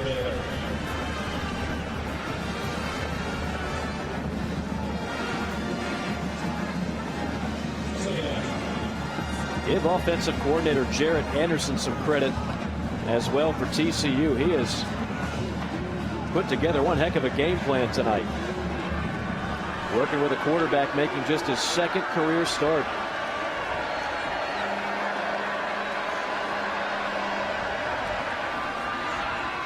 Slant. Breaks a tackle and goes down. Sky Dawson, not a big guy, 5'9", about $180, but hard to bring down there. And here they try to bring pressure and play man coverage, and they're playing too far off. So it's an easy, quick throw, even though Sky Dawson here tries to break a couple tackles, doesn't turn it into a big gain, but there's no reason to bring pressure if you're going to play off in the secondary, because Boykin is reading the pressure coming, just flips the ball outside, and it's an easy throw and catch. Again. On 3rd and 8. Boykin completes it at the 10-5, leaping and falling at about the 2-yard line is Cam White. And just like you talked about, JC, dinking and dunking. Dinking and dunking. Pressure can't get to Boykin. He makes quick decisions right here. Now they're just playing zone. They let everybody drop off, and then they just run Cam White down in front of them. So right now, TCU offensively is doing everything right. And they're running routes, whether it's man or zone, they're going to have a guy running wide open.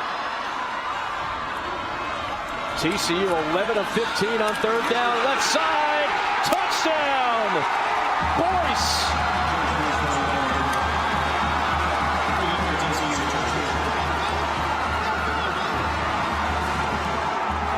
A 2-touchdown lead for the Horned Frogs, who are clicking right now on offense. And Boyce is a wide receiver. They line him up in the backfield, and then they just hand it to him. And that now it's like a toss sweep with 2 lead backs blocking for you.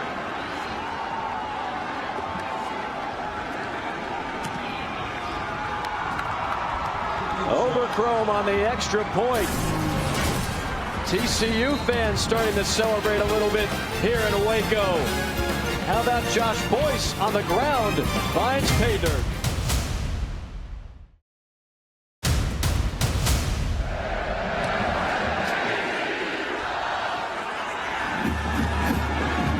Goodley on the return. And tripped up inside the 25-yard line. Nick Florence and the Baylor offense will go back to work when we return. 28-14, our score.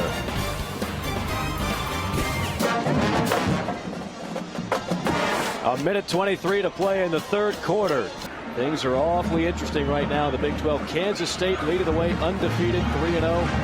West Virginia, Oklahoma, Texas Tech, all at 2-1. TCU trying to join the pack with a win tonight. First down.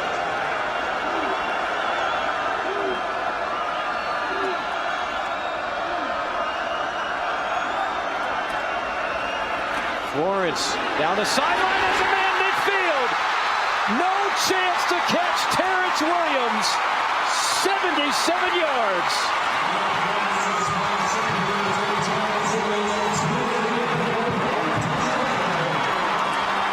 Wow. TCU brings the pressure, and when you bring pressure, you have to play coverage on the outside. Watch the shot that Nick Florence takes here, but he knows that there's single coverage outside with Terrence Williams and a safety, Chris Hackett, which is a mismatch all day long. Surprised that TCU was so aggressive and allowed that to even happen. They've been playing coverage all day, keeping the ball in front of them.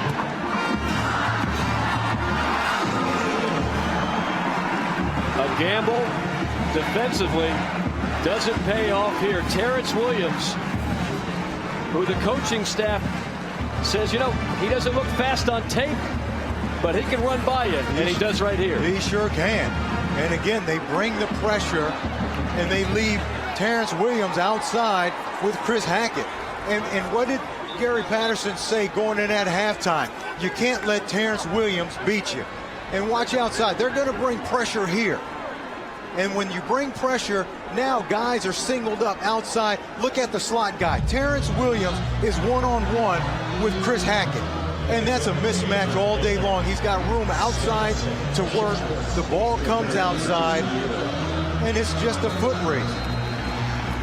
Terrence Williams, the latest in a great line of wide receivers under Coach Art Briles. Think about David Geddes, Kendall Wright, a high pick who was actually at practice yesterday. He plays for the Titans. Before that, in Houston, he coached the likes of Donnie Avery. He gets some awfully good wideouts who love to play in his system, and now it's just a 7-point game. South Carolina, boy, they win that game after blowing out Georgia. Everybody might be buying in on them as a national championship contender as Boykin continues his accurate night, finding Sky Dawson and putting it right between the numbers.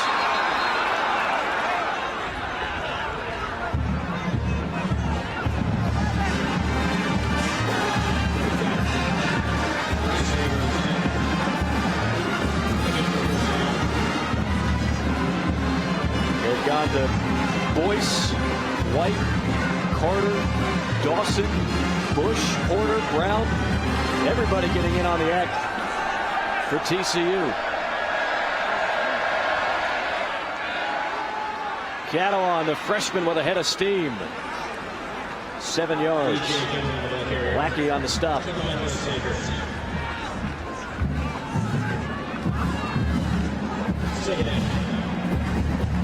like TCU's going to be content here to let the quarter run out. They wanted to shorten the game. They've done it. This game has moved along. They've gotten 28 points. Offense doing the job. Can the defense come through the rest of the way? Should be an exciting quarter number 4. 28-21 the score. Boykin has been the story for the Horned Frogs. Second career start, 3 touchdowns. He's been near flawless. Nick Lawrence, couple of early interceptions. TCU dominating time of possession, but a big play early in the third quarter might have changed the complexion of this game. No doubt about it. Salubi here drops the ball, and it never hits the ground. Kenny Kane intercepts the ball, but they don't call it an interception. They call it an incomplete pass, and it was 21-7 at that point. TCU in complete control. Catalon up the middle as it's now time for a Mazda game break as we check in with Kevin Frazier and Marcus Allen. Replays brought to you by Waco Custom LASIK Cataract Center.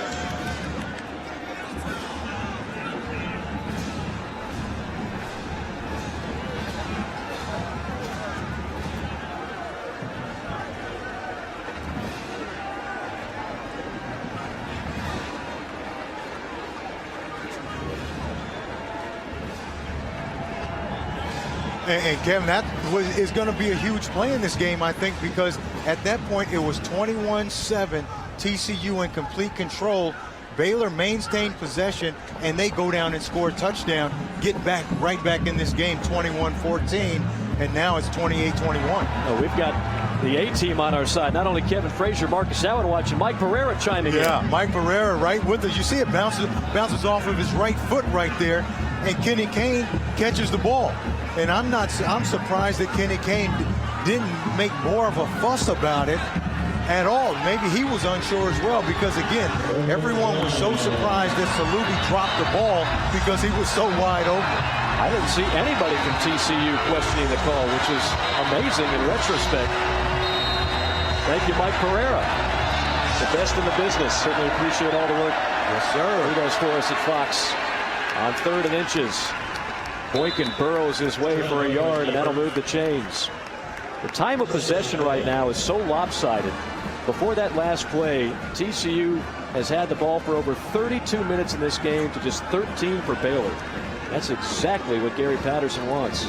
It is, but Baylor doesn't need the ball very long. You see how quickly they can strike and the big plays they can make. TCU, they've done a great job of winning the time of possession battle, running the football. Great decisions by Trevon Boykin. First down, jitterbug move, now trying to bust it outside is Catalon. Hall brings him down after an 8-yard gain. Good beat. We talked about the change of pace that Catalan brings to this rushing offense. Matthew Tucker, bigger, stronger guy. Andre Dean, a bigger, stronger power guy. And then B.J. Catalan at 185 pounds is the speed and the quickness of the running game. At what point does that Baylor defense really start to fatigue? They've been out there a long time.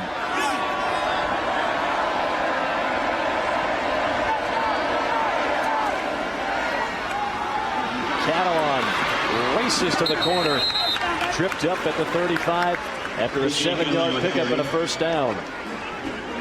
Like he's a little injured there, but that right there, Mike, shows you that defense might be slowing down just a little bit because Catalan was able to use his speed to get to the edge and around Chase Casey, number 9 right there, who was in pursuit, but just not fast enough to get there, might be getting a little bit tired.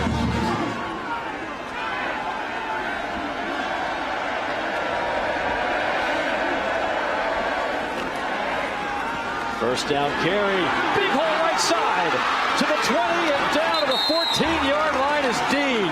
Casey saved the touchdown. 21 yards. Yeah, and another sign of a defense getting tired, you start getting pushed around and the running game starts to dominate. And that's what we're seeing from TCU right now. Their offensive line dominating the line of scrimmage, the point of attack in the run game, and allowing their running backs to get down the field. That's a sure sign that a defense is starting to fatigue.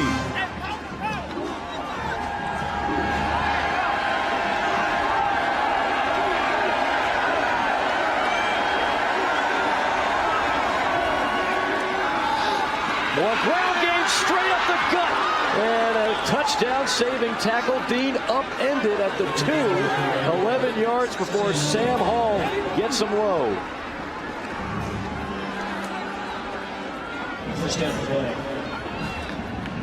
Right now, they're just getting gashed. They are.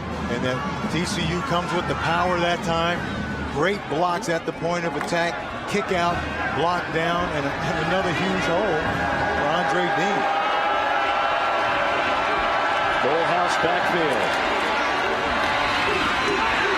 Boyce breaks one and almost broke a second. Mason holds on for dear life. 1-yard pickup. Yeah, but if Boyce stays inside and follows his blockers, he's in the end zone.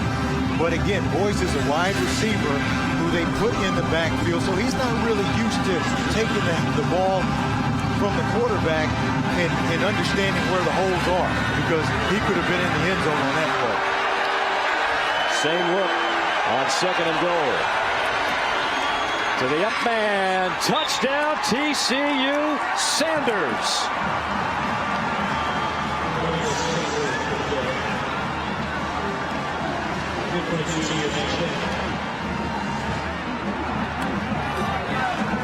Offensive line for the Horned Frogs imposing its will on that Baylor D.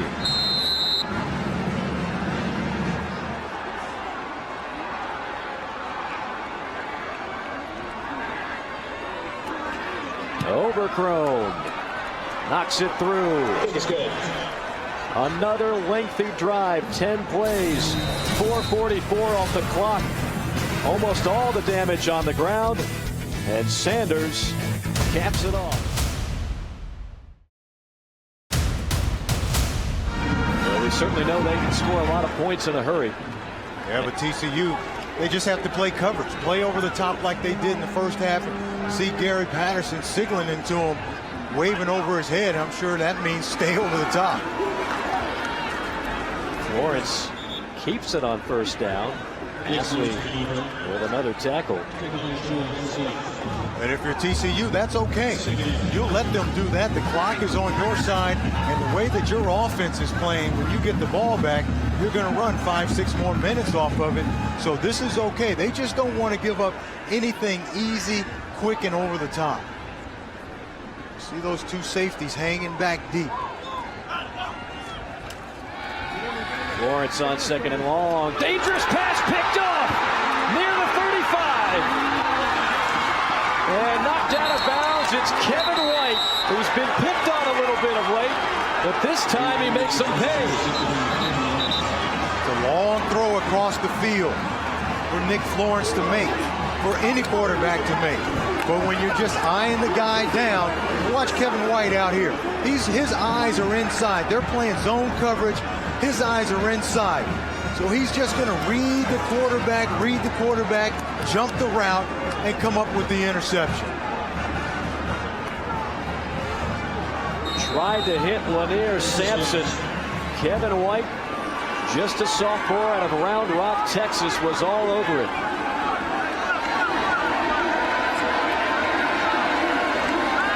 Boykin out of the gun.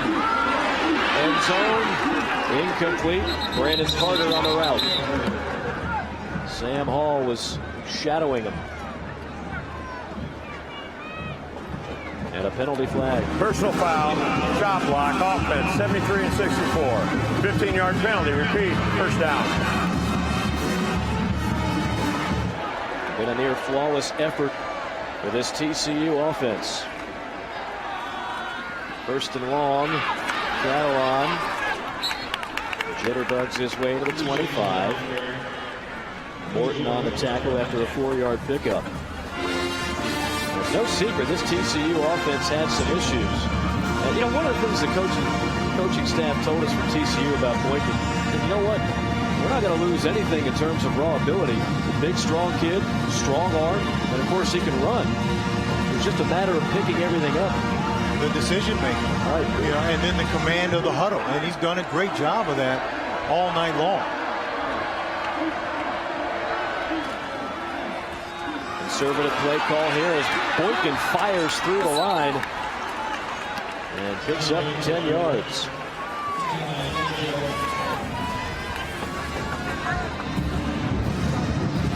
Well, less than 90 miles separate these two schools.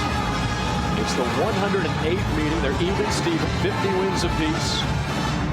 Last year, Baylor shocked TCU, who came in here nationally ranked. TCU trying to return the favor.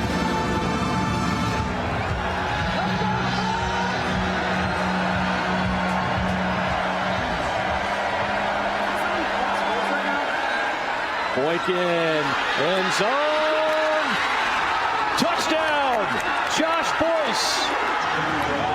Trevon Boykin continues his incredible accuracy tonight. Are you sure, Boykin, this is his first start on the road? Are you sure? I mean, this young man is standing in the pocket throwing the ball as confident as anybody. Look at him. Comes out quick. Josh Boyce to the outside. And again, they throw the ball outside. They have so much room to work. 9:11 to play in the fourth quarter. And on a Saturday night in Waco, Texas, a star is born. Number 2, Trevon Boykin.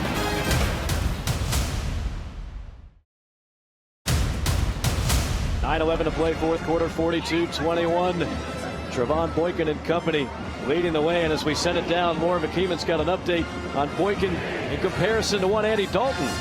Yes, Andy Dalton, of course, legendary in TCU history when it comes to quarterbacks. And his first start on the road was a Texas game where Texas won 34-13, and he lost those first 2 road games. Not very impressive for Andy Dalton. Of course, he went on to have an excellent career. Now we're seeing Trevon Boykin in his first road start, 22 of 30 for 261 yards and 4 touchdowns. Mike, JC, I'm impressed. I know you guys are too. No question about it. I mean, he played well last week, other than those 3 interceptions, and 2 of them were his fault because he eyed down the receivers. But other than that, he threw the ball well last week.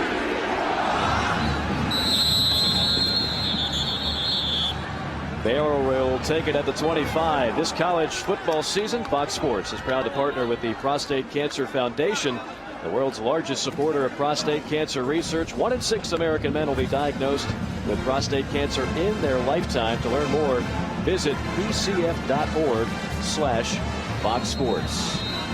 Been a fun one here in Waco tonight.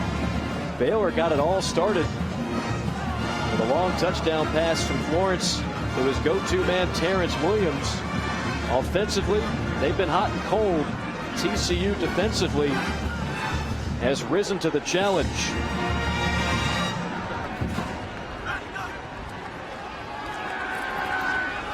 Pump fake. Now running, penalty flag. And Florence shoved out of bounds. Could be a hold on Baker. Tried to come back to that route to Salubi right down the middle, but Kenny Kane all over. Holding, offense, number 75, 10-yard penalty, still first down. Well, not a whole lot of people would have expected total yards to be in the favor of TCU tonight, but look at that number, 460 to 361.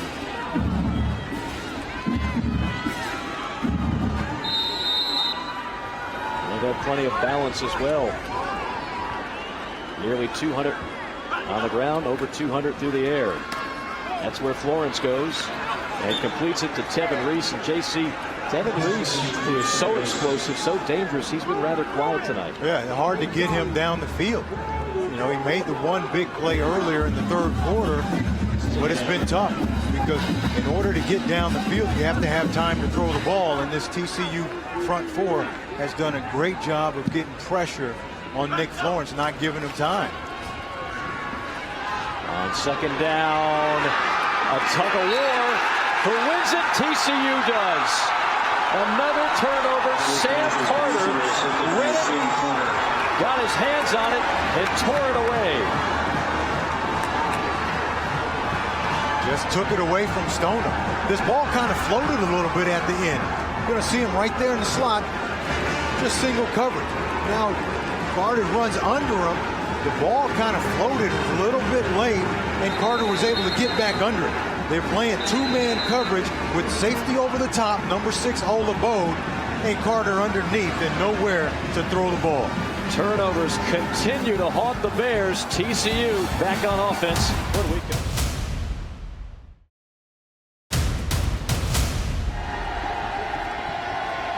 Four interceptions for TCU, 4 touchdown passes for Trevon Boykin, and more great rushing for TCU as Catalan scampers for 11.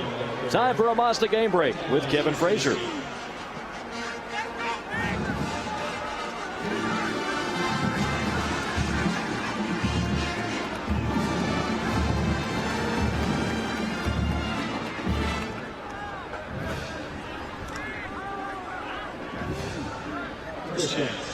Kevin, thanks so much. LSU doesn't lose 2 in a row very often, trying to rebound from that tough loss in the swamp to the Gators. On first down, more big holes for TCU. Baxter run through. Dean picking his way through tacklers. Picks up 9, maybe 10.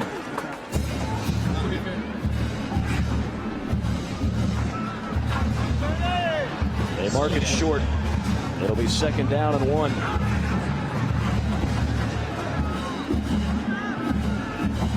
What a night Sam Carter's had, huh? A couple sacks in the first half, comes up with the big interception, been all over the football field.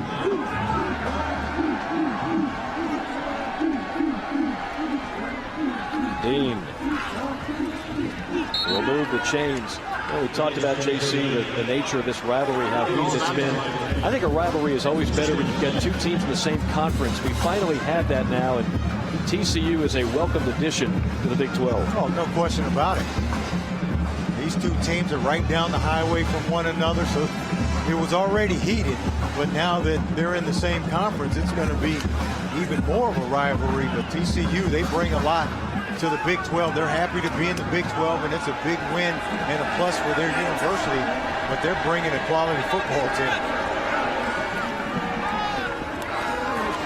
This time it's Boykin.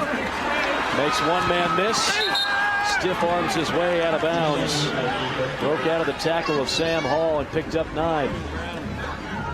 TCU had a great tradition. They won 2 national titles in the 30s. They had guys like Davey O'Brien, Sammy Ball at quarterback, and then hit a real rough patch in the 70s. Just some really bad seasons. And Gary Patterson coming here after Coach Franchione worked under him as a defensive coordinator. Took him a while to get the job, and since then has had a marvelous run.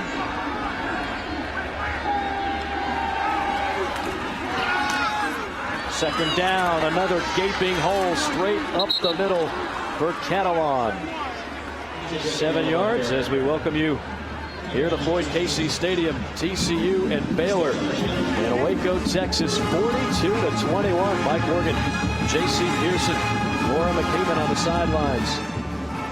TCU coming off a tough loss to Iowa State. And the Horned Frogs may be playing their best game of the entire season tonight.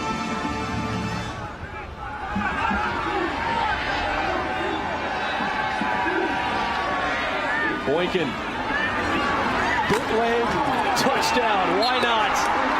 Takes the lick and keeps on ticking. Gives the lick. Wow. J.J. Morton, the defensive back. How about Trevon Boykin on the boot? Listen to this. That's the quarterback. And why not? He's thrown for 4. At a rushing touchdown. Doesn't look like a freshman anymore.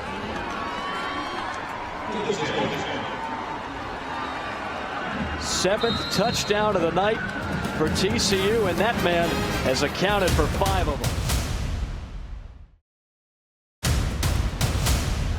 Just can't say enough about what Boykin has been able to do. Bryce Petty, the backup quarterback in the game now for the Bears. That's Blake Seastrunk, the Oregon transfer, getting his first carry. Goes for 15. I still think Seastrunk can be a very pivotal part of this offense. He's an unbelievable athlete, but he's still learning. Yeah, you see the speed that he has right there. A fumble, and TCU picks it up. Devontae Fields, a true freshman who is making a lot of noise already. Yeah, but two guys that probably don't get a chance to work together very much in Petty and Seastrunk, and they just mishandle the zone read. Then the ball's on the ground, and Devontae Fields comes up with it. Watch the handoff here. Yeah, I mean, it looks like it's a direct snap to Seastrunk. The ball's supposed to go to the quarterback. Just Ivory Wade, number 78, the center, just a missed snap. And then the ball's on the ground, and Devontae Fields, the bigger, stronger guy, just comes out of the pile with it. Just a bad snap, though, by Ivory Wade. The 5th turnover of the night for the Baylor Bears. Not going to win a whole lot of games with that number. As Dean runs for 4 yards, and now it's just a matter of running out the clock. Make it 6 turnovers now for Baylor. And it's not just the turnovers, it's the fact that TCU has capitalized on those turnovers. They sure have. Devontae Fields there, 3 tackles. Forced a fumble, recovered a fumble. He's a true freshman. He's made a huge impact on this TCU defense. He could have gone anywhere in the country. Gary Patterson said, you know, Mom won out on that one. Mom wanted him to stay close to home. He has. TCU's going to have a good one for years to come. 3 more yards for Dean. There you see number 9. He doesn't look like a freshman. 6'4", about 245, out of Arlington, Texas. Doesn't play like one either. Nope.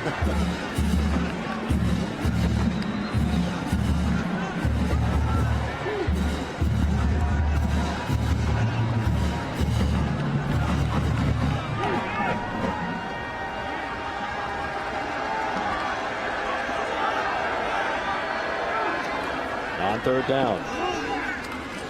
Boykin stops short. We're going about a yard. Chadwick in on the tackle for Baylor.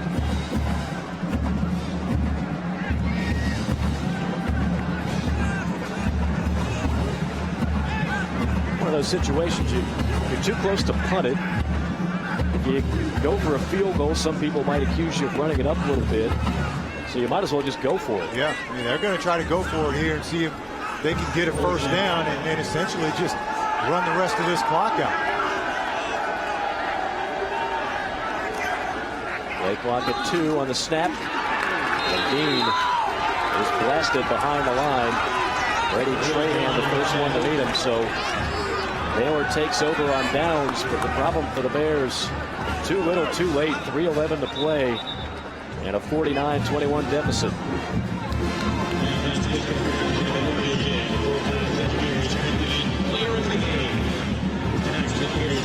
Well, we mentioned earlier it was a crazy Saturday. It's not over yet.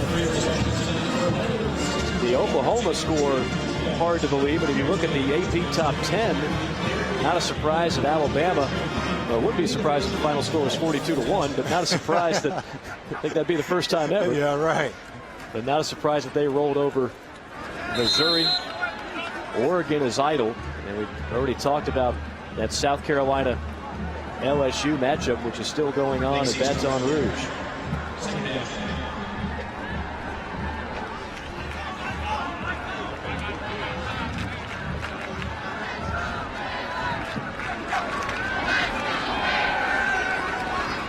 Pass complete. First grab for neither of the tight ends. Take a look at the rest of that. Florida defeating Vanderbilt. Some people thought that might have been a trap game. The Gators are the Gamecocks next week. The big one, JC. Wow. West Virginia. That's the score. 49-14. Wow. I mean, that's the surprise. Texas Tech took it to them. Geno Smith, we understand, did not throw a pick in that game, but obviously they kept him in check. How about on that graphic? Missouri scored 9 points in a hurry. It still lost, though. That was a quick 9 points. A quick 9 points, but still only scored 10. Second down. Just a formality at this point as Baylor with the backups in. Pass caught by Clay Ford for 12. Better days ahead for the Baylor Bears. Still a talented team. A team that's coming off a 10-win season. Alamo Bowl champions. Nick Florence, very talented, very good quarterback. Just was not his night. From the backside, another sack for TCU. Would you believe? The freshman again, Devontae Fields. Just a speed rush around the end. And for a guy like that that knows that Baylor's going to throw it every down, he just pins his ears back, gets in that sprinter stance, and just runs around Drango, the left tackle.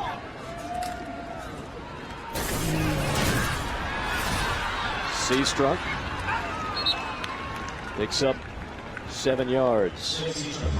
As the clock ticks down, under 2 minutes to play, the remaining schedule for TCU doesn't get any easier. Texas Tech, who was so good today, Oklahoma State, West Virginia. Look at that final 4-game stretch. The Big 12 for you right there. No weekends off. Every game is going to be a tough one. Now, when people evaluate conference strength, obviously the SEC has some great teams at the top. But 1 through 9, is there a league deeper in the country than the Big 12? I tell you, Big 12 is impressive. Again, when you look at those teams, look at that remaining schedule. How would you like to be Gary Patterson and looking at that? You can't help but let's just take one at a time. Don't even look at the rest of it. Just one at a time. Petty picks up the first down. Joe Hasley with the tackle. We talked a lot about Gary Patterson tonight. Art Briles, though, he has built a program here in Waco. They're excited about football again. I think they're going to be good for a long time to come. Kids love playing for them. Got a new stadium on the way. You see what Baylor has remaining at Texas. Texas is going to be angry after playing very poorly today against Oklahoma, Iowa State, Kansas, the Sooners, K-State. I mean, there's just no let up in the Big 12. Everyone may look at Kansas as a win, but they played well against Oklahoma State today. Right. They played well against this TCU team a few weeks ago. Gave them a scare. So, again, no off weeks in the Big 12.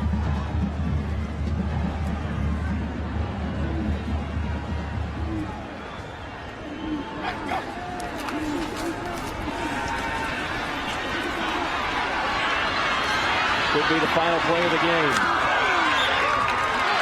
And it is. TCU. Gary Patterson pumped up about his team's performance here in Waco tonight. 49-21 your final.